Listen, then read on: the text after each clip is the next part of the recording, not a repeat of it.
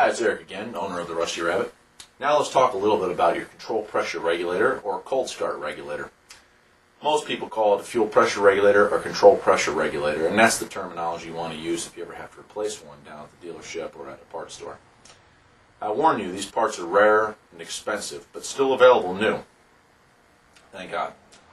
Anyway, your control pressure regulator basically controls the flow of fuel.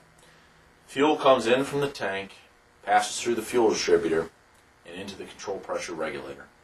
That regulator allows a certain PSI of fuel back into that fuel distributor.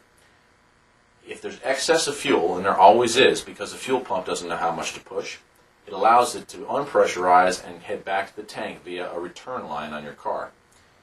Now, what happens if a control pressure regulator goes bad? Usually, in my humble opinion, if the cold start portion of it goes bad, you'll never notice. Most cars can compensate for that, and you just won't notice. You may notice a little bit of a lack of power compared to normal when it's cold out, but I've had one that the cold start portion was unplugged for months, and I never even noticed it. What you will notice is if the control pressure regulator itself goes bad, you're not going to have a good running engine. If you have too much gas, you'll be blowing smoke, hiccuping. It won't be good. If you have not enough fuel getting pushed back into the engine, you'll have a starvation problem, misses. Again, that's just issues. The only way to properly test this is with the fuel pump, or fuel pressure gauge. I don't have one here at the shop. Chances are you don't have one. You can buy one if you must. And it might be cheaper to take it to somebody to have them test that fuel pressure than it would be to buy your own set, as a good set of fuel testing gauges costs quite a pretty penny.